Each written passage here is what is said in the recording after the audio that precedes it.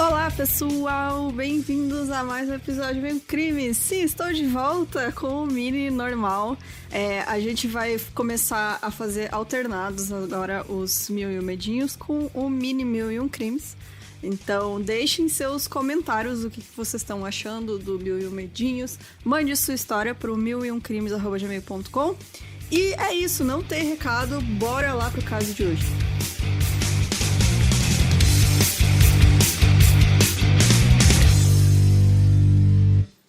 A Beatrice Cenci, ela nasceu em 6 de fevereiro de 1577, na Itália.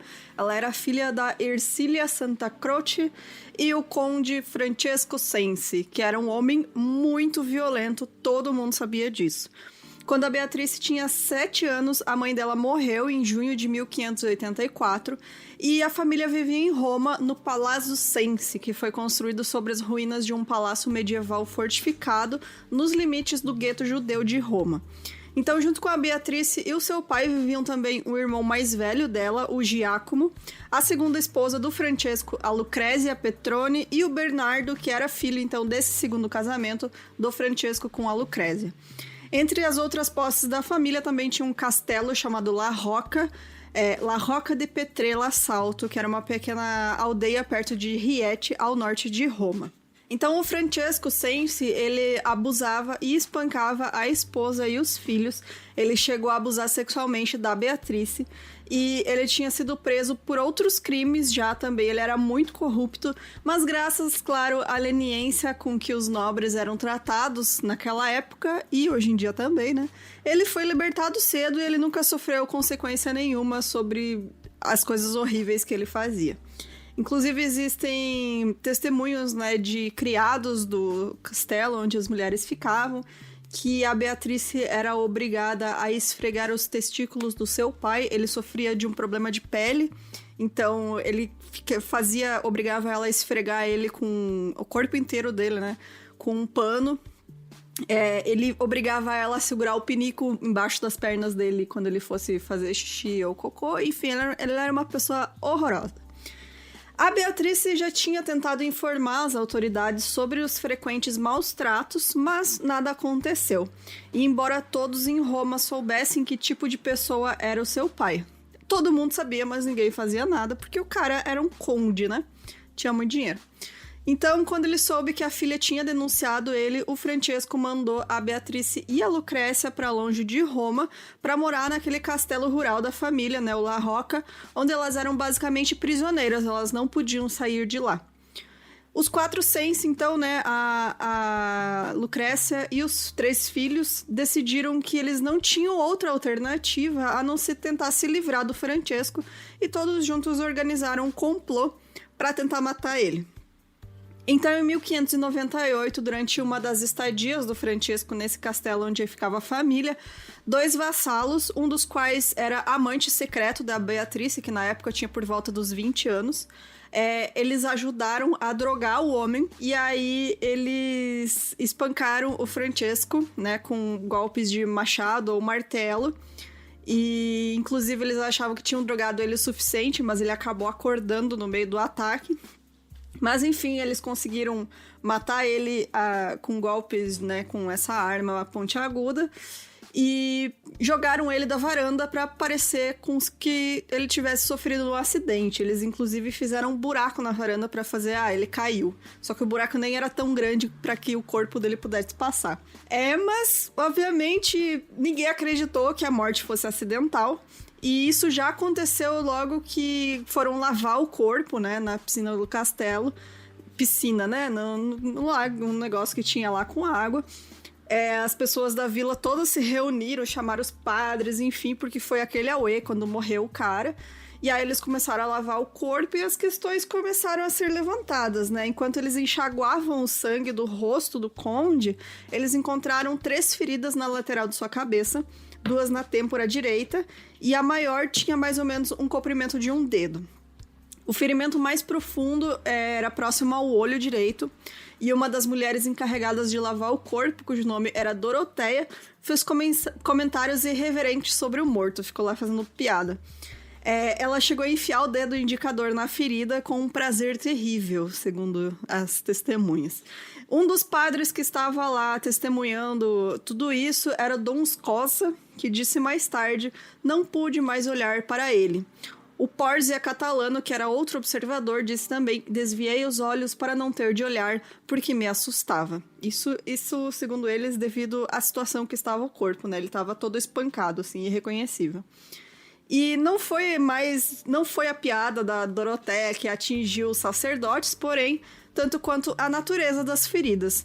A gente não tem como saber, como é uma história muito antiga, muita coisa acabou se perdendo, muita coisa virou lenda, então não tem realmente como ter certeza de todos os fatos nesse caso, mas os sacerdotes que testemunharam a lavagem do corpo afirmaram ter reconhecido imediatamente que os ferimentos na cabeça do Francesco não foram causados por uma queda da varanda, mas sim por um violento golpe com um instrumento afiado. Eles pensaram que tinha sido feitos com uma ferramenta de corte, como uma machadinha, ou com um ferro pontiagudo, ou possivelmente com uma lâmina. Um dos padres, o Dom Tomassini, também notou um hematoma profundo no braço do conde, acima do pulso esquerdo. Assim, antes mesmo do corpo ser enterrado, as suspeitas sobre a morte já eram inúmeras. E aí a polícia papal tentou descobrir o que havia acontecido. O amante da Beatrice, que era um dos servos, né, da família, ele foi torturado e morreu, mas ele não revelou a verdade, né, do que eles tinham feito. Ele morreu sem contar nada. E enquanto isso, um amigo da família que sabia do assassinato ordenou a morte do segundo vassalo para evitar qualquer risco. Eu vi em outra fonte também que esse outro cara, na verdade, conseguiu fugir, passou um tempo, porque entre o julgamento, né, que eram as torturas, enfim, né, a investigação que eram as torturas e o julgamento, demorou 1 ano para acontecer. E aí, durante esse tempo, esse cara conseguiu fugir. E, na verdade, quem matou ele foi um caçador de recompensas. Então, não sei qual das duas versões, mas as duas concordam que o cara morreu. E, mesmo assim, o complô acabou sendo descoberto, né? E os 4 membros da família Sense foram presos, considerados culpados e condenados à morte. E aí o povo de Roma, conhecendo as razões do assassinato, protestou contra essa decisão do tribunal, obtendo um breve adiamento da execução. No entanto, o Papa Clemente VIII, temendo uma onda de assassinatos familiares entre os nobres, porque, inclusive, há pouco tempo, a Condessa de Santa Croce havia sido recentemente assassinada por seu filho para ganho financeiro, e aí ele acabou não mostrando misericórdia. Ele falou, se eu deixar eles livres, vai começar todo mundo a se matar aqui por qualquer motivo, enfim, foda-se, vamos condenar essa galera. E aí, no dia 11 de setembro de 1599, ao amanhecer, os Sense foram levados para a ponte de Sant'Angelo, onde costumava ser colocado o palanque para execuções públicas. Aquele programa de família que a gente já conhece, né? Então, sendo levados na carroça para o local de execução, o Giacomo foi submetido ainda a torturas contínuas. E ao chegar ao palanque, ele teve a cabeça esmagada por um martelo. Após isso, o cadáver dele foi esquartejado, isso tudo em público, e as pessoas se reuniam para assistir, né? Lembrando vocês disso. E esse espetáculo continuou com as execuções primeiro da Lucrécia e finalmente da Beatrice. Ambas se revezaram no bloco para serem decapitadas com uma espada. Apenas o Bernardo, que era o filho mais novo, que na época tinha 12 anos, foi poupado, mas ele também foi conduzido ao palanque e foi obrigado a testemunhar a execução dos seus familiares antes de regressar à prisão e ter os seus bens confiscados para serem entregues à família do Papa. Então decretou-se que o Bernardo se tornaria depois escravo das galés pelo resto da vida, mas ele acabou sendo libertado 1 ano depois. E aí a história da Beatrice Sense inspirou diversas obras de arte, entre pinturas, livros e peças de teatro. Em uma dessas peças, feita pelo Alberto Moravia em 1958, a personagem da Beatrice fala aos seus promotores o seguinte: acuse-me se quiser, mas eu sou inocente. De acordo com sua justiça, você certamente poderá provar que sou culpada pela morte de meu pai, mas você nunca será capaz de provar que eu não sou ao mesmo tempo inocente de acordo com outra justiça. Uma justiça que você pode não saber, muito menos administrar. A Beatrice foi sepultada na igreja de San Pietro em Montorio e para o povo de Roma ela se tornou um símbolo de resistência contra a aristocracia arrogante e acabou surgindo uma lenda de que todos os anos na noite anterior à sua morte ela volta para a ponte onde ela foi executada carregando sua própria cabeça. Então é isso, pessoal. Espero que vocês tenham gostado da história. Tem muita coisa inspirada nessa história, então se vocês procurarem Beatrice Cenci, vocês vão encontrar inúmeras obras, desde livros antigos até peças mais modernas, né, sobre o caso dela.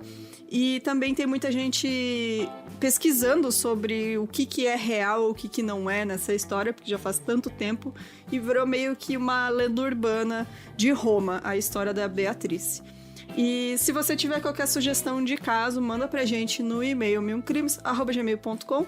Entre lá no nosso site, apoia a gente e até semana que vem. Tchau, tchau!